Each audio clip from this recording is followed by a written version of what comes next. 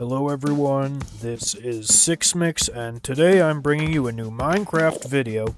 Now if you watched the last episode, you'll recall how I failed miserably to find a mushroom island. Instead, we've got a new buddy named Hendrix who's going to be joining us.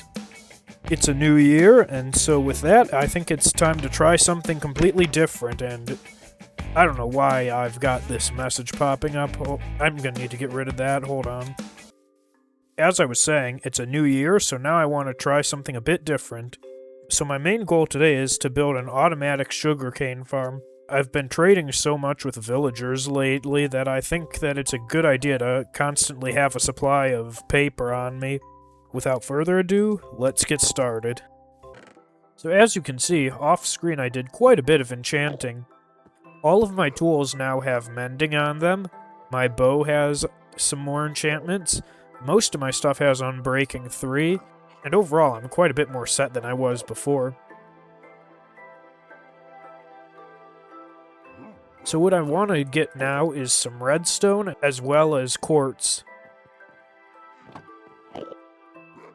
I'm not 100% certain on how... Hey, how do I... Wait, how do I turn... Am I not able to turn blocks of quartz into regular nether quartz? Huh, that's weird. Well, I might have to do some research in a minute, but first let's see if I can figure out how to make an observer. Alright, so I'm gonna need some cobblestone and redstone dust and another quartz. So let's just make one for right now. I'm also going to need quite a few pistons, which will be used for actually interacting with the sugarcane itself and breaking it. So now I've got my first observer. So I want to do a quick test to make sure that I know how it works, because I haven't used observers all that much in Minecraft. I mainly play older versions of the game, so I'm not as familiar with some of the newer items like this, which even this, the observer isn't a new item, I don't think, at this point. It's been around for quite some time. Okay, so what I believe I need to do is I need to place the observer like this, and then it should, when it detects a block being updated here, it'll send a redstone pulse, and I don't really have anything that it can be used for, but let's test this. If I place down a sugarcane, as you see, it just sent a signal. So let's see how large an area it covers. It seems like it only will affect the block that the observer itself is adjacent to. Nothing in the surrounding area is affected by it. Alright, so I looked on the wiki, and apparently nether quartz ore, you can't just turn it back into regular quartz. It's only a building block, which to me is a bit ridiculous. Like, you've got blocks of coal, blocks of redstone, blocks of lapis, blocks of gold, yet nether quartz, one of the very abundant ores if you're in the nether for any amount of time, can't be converted back. So basically, if you've got a lot of nether quartz, you're pretty much just stuck with it in its base form. There's no way to really compress it. I am very much not a fan of that. But luckily, we've got a bunch that I completely ignored earlier, so let's check it out. I've got Fortune 3 on my pickaxe, so I'm not sure if nether quartz is affected by it. You would think it would be, but who knows? We'll have to just find out. Ooh, this skeleton's got some nice armor. Ooh, it's got thorns on it, I guess. Okay, so I'm gonna mine... I've got 2 quartz, and I'm gonna mine 3 blocks of it. Let's see how much I get. Yeah, see, fortune still applies, for sure. So I need 2 nether quartz for every single observer block, and I want to have, at the very least, 20 of them. That sounds like a good number to me, so this is more than enough for that. And also, check out how fast this pickaxe mines now that it's got efficiency 5. I just hold down the mouse button, and I tear through it like it's butter. It's extremely satisfying to do that. I've got 40 observers, which should be enough for what I want to do. So now what's next is to find a good area for it.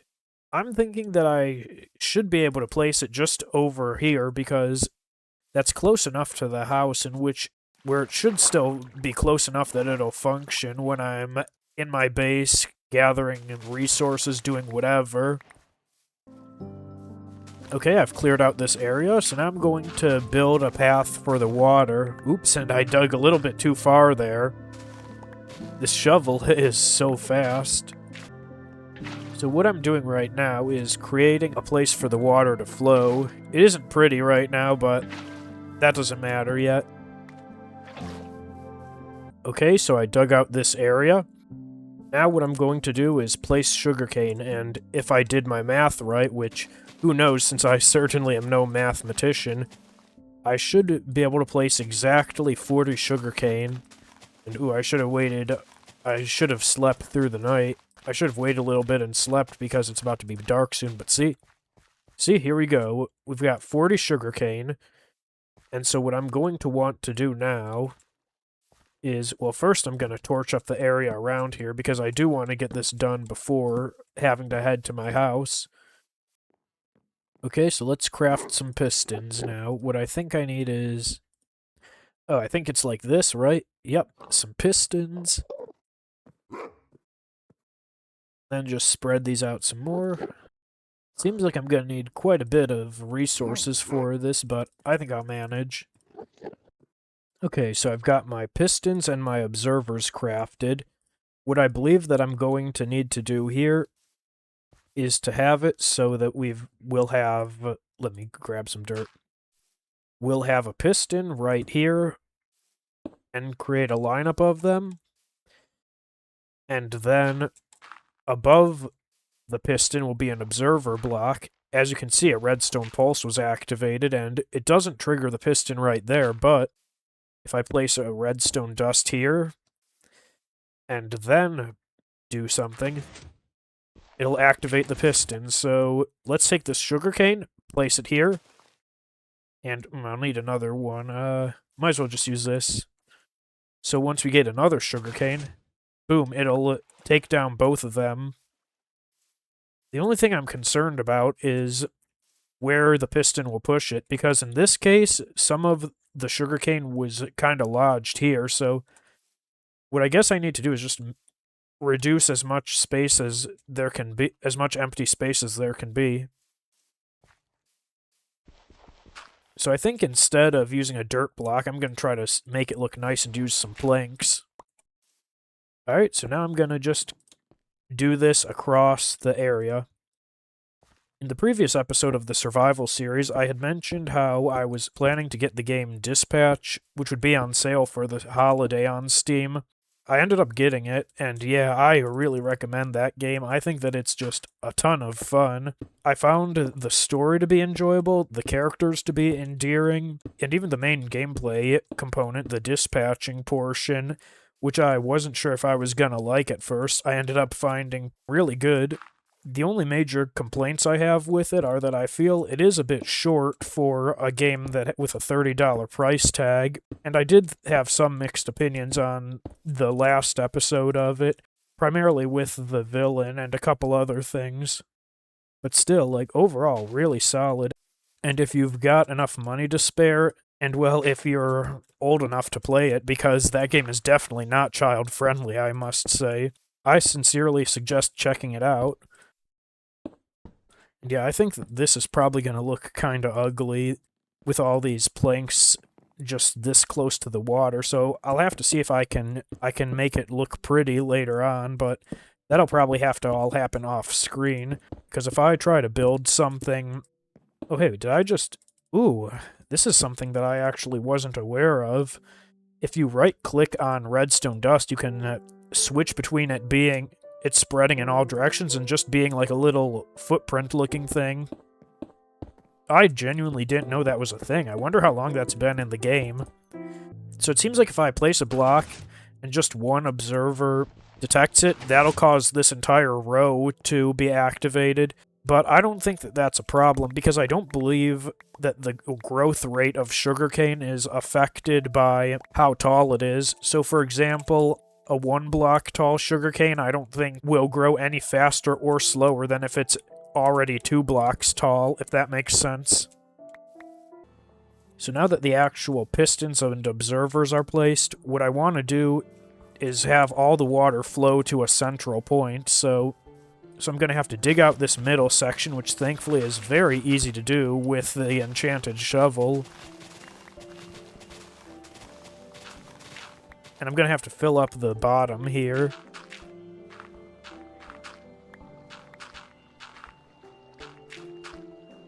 And so now that we've done that, it's really just one continuous stream. The water doesn't actually flow anywhere, so I'm going to need to revise this somehow. Okay, so now we just have 4 source blocks in the corners here. So let's try to dig out this middle portion and see what happens.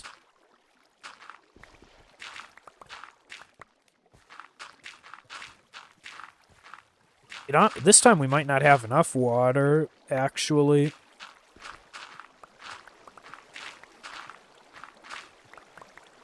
So it looks like... Oh, I gotta patch up this and here. Why isn't it... Oh. That's weird. I'm not sure why the water isn't flowing to this block. Maybe if I replace it. There we go, see? So now it'll flow down here. Alright, so 8 hoppers. What? Wait, Hendrix, what? Oh no, what is Hendrix doing, man? The door wasn't even open. How did he teleport? Oh, wait. Well, he's back now. What? I'm so confused by what happened. Was that a different Enderman? Yeah, what? That's got to be a different Enderman who's teleporting, right? Like, am I being haunted? What is happening? Yeah, this guy. Okay, so you're different.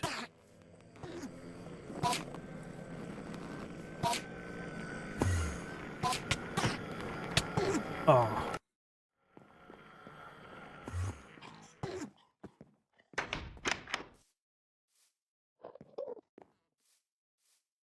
See, even with this really nice sword, the Endermen are definitely a challenge to take on. In fact, I think that the fire aspect actually causes them to teleport at a faster rate than they normally would. So if anything, this sword honestly might make it more difficult to kill an Enderman than it would if I was using just a regular unenchanted diamond sword. And it looks like that Enderman managed to escape. A real shame, honestly, but it looks like I got all my stuff back at least. I'll organize my inventory in a sec. Man, that was just too bad. I'm sure that Enderman was low on health as well. Hey, Hendrix, how's it going? You doing good today, man? Yeah, I see that. Ooh. That actually almost scared me right there. I had heard that zombie and seen him earlier, but I did not expect him to be waiting like that right outside my door. So let me first test to see whether or not this is gonna work how I want it to.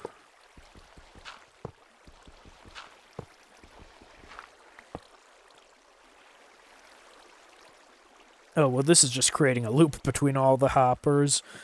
But, so let's take this dirt out. And let me actually see what I can do now.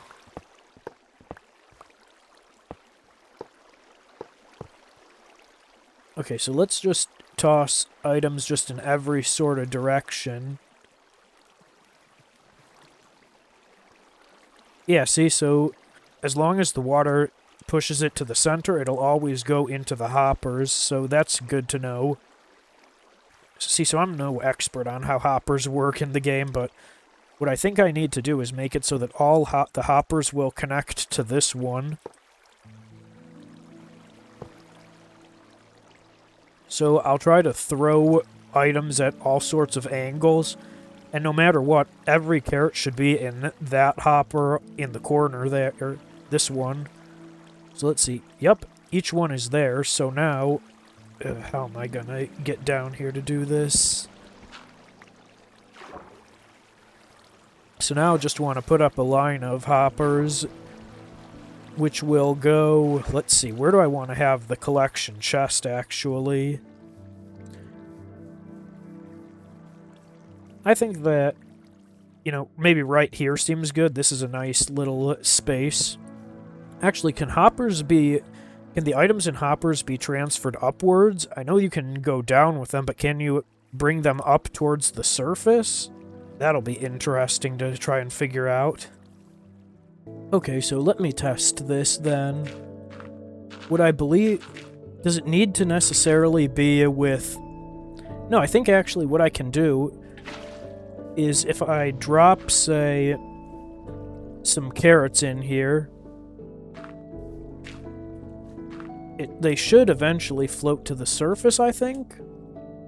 Maybe not. Unless maybe if I make it so that each one is a source block of water, that might be what I need. Okay, so let's try this. Oops.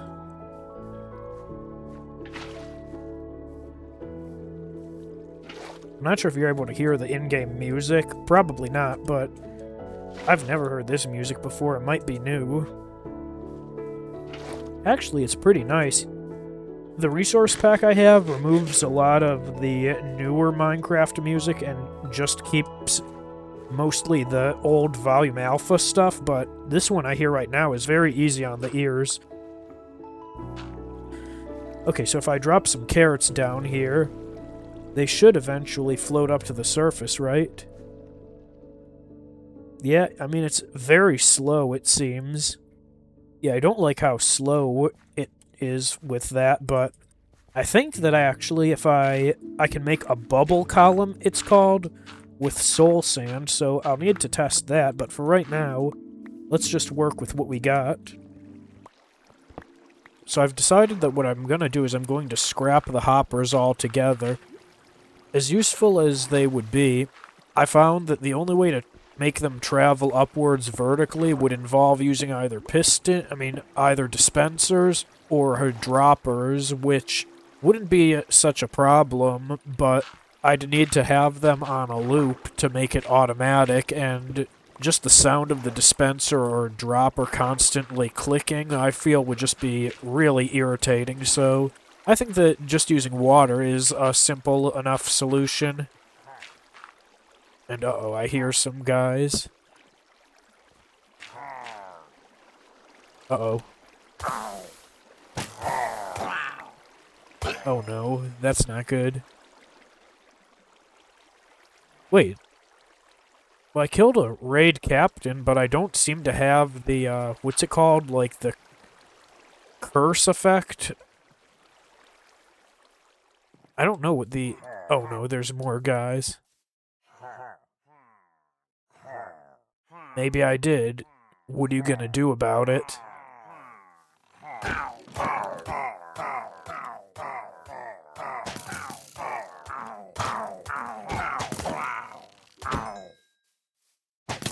Yeah, these pillagers are way weaker than I gave them credit for. Like, wow. I just took out that whole squadron without having to wear any kind of armor. See, I've got the ominous banner, and it gave me the achievement saying that I should stay away from villages, but I don't see any effects on me. That actually kind of makes me worried about going to a village, because I don't want to accidentally start up a raid. Ooh, and hey, there we go, actually. See, as you'll see, the sugarcane... Oh, well, this is... Okay, this is interesting. I actually got a bad omen bottle. Is it because of one of the enchantments on my sword? Maybe that prevented me from getting the curse and instead gave it to me in the form of a bottle? I don't know how that works, but okay.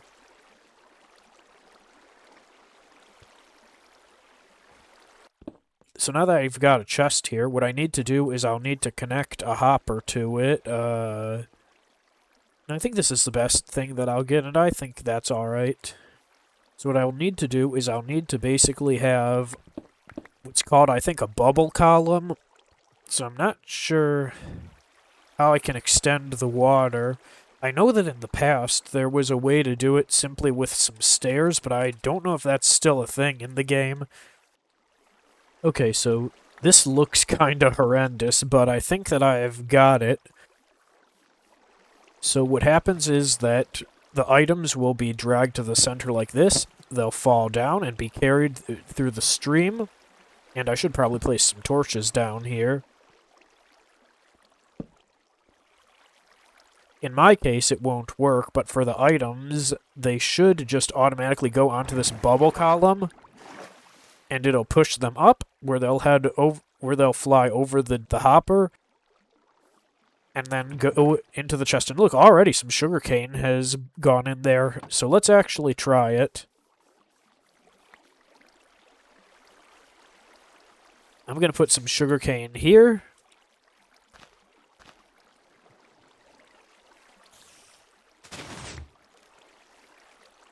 And we should see all of it come up and go into the hopper. See? You could just catch it like that. And so we got 7 sugarcane from that. Once again, there is the problem of sugarcanes that won't fall into the stream, but if we can at least get rid of some of this space back here, I think that should at least partially negate the problem. So now our sugarcane farm is complete. I'm going to sleep the night and come up with another task to do while we wait on it. Okay, so this is either going to end up being one of the smartest things I ever do in this channel, or one of the absolute dumbest.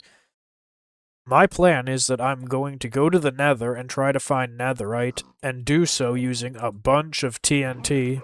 From what I understand, ancient debris cannot be destroyed by simple TNT explosions due to its blast resistance.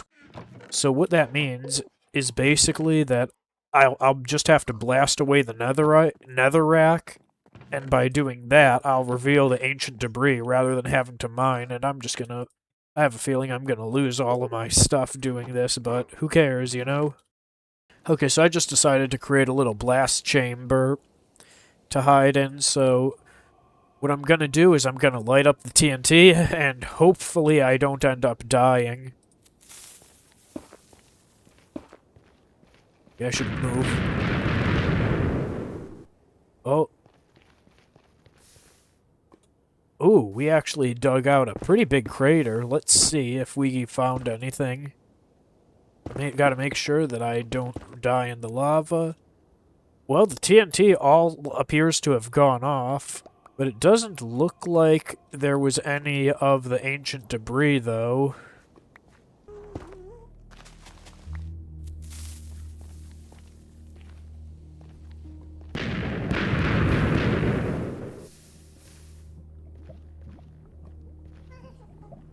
Ooh, yep, there we go. There's some ancient debris right there. It looks like it's just one.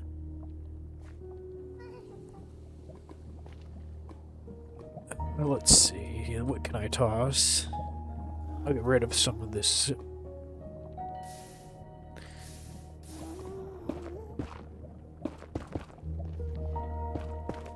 Let's plug up this hole and let's see.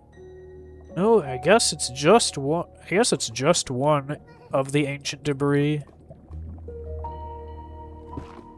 Man, this is kind of dangerous. If I fall into that lava, I'm a goner.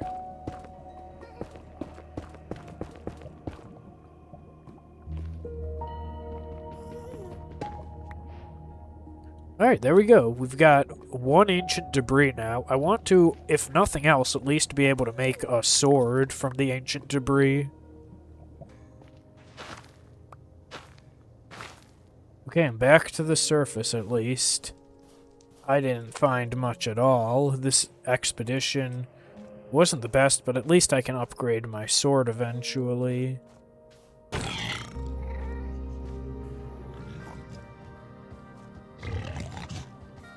Baby hoglins can't attack me, right?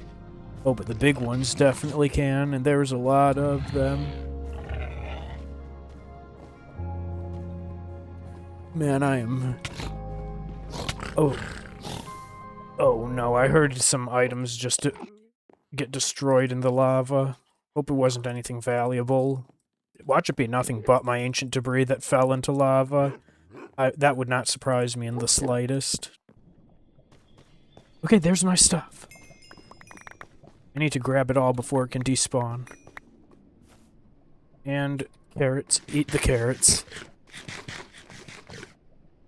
Okay, so let's see. Sword, pickaxe, shovel. It looks like I've got just about everything. I'm not sure. Maybe it was just experience that fell into the lava, but whatever it was, it can't have been too important, so all that matters is that I am alive, so now the challenge is just going to be getting back in one piece. So now let's head back to the overworld, and I guess I'll just head to the village, since even if I did somehow get the bad omen, I think, even if I did somehow get that, now that I've died, it's definitely gone, so I think what I do is I put... Right now, we've got the upgrade... Alright, is this not what it is? Okay, no, I do. I think what I have to do is I need to put this into the crafting table somehow. Oh, okay, so what I need to do is I need to combine netherite, scraps, and gold ingots. Okay, I thought I just needed to put the netherite by itself. Okay, so now let's put the sword in here and... Wait, what? Isn't this... Wait, how do I use this now? Hold on. Oh. Well... Geez, that's... not very good. Turns out that I need an item that you can only get from one of the nether structures. And wait, why did he just... Nero, are you okay? Why did I just see particles? It's like as if he unlocked a new trade. I guess. See, that's weird. Yeah, well, that whole nether thing was a complete failure. Like, wow. I did not expect that. But that's not what's important right now. What's more important than anything else is the automatic sugarcane farm, as that was the main objective of today's episode. As long as the amount of sugarcane in the chest is not 0, that means that the machine works. Let's see. 21, yeah, see? So, again, most of the time that I was doing stuff, I was in the nether, so it wasn't really the best test of how fast the generator works, but it still does prove that it is fully automatic, and so if I spend a lot of time just at the base, crafting, enchanting, whatever, I'll be able to generate quite a bit of sugarcane. So with all that said and done, it's really late where I am, so I'm just gonna end the video now. I hope you enjoyed this survival episode, even though we struggled a lot. Thanks for watching. Keep on rocking.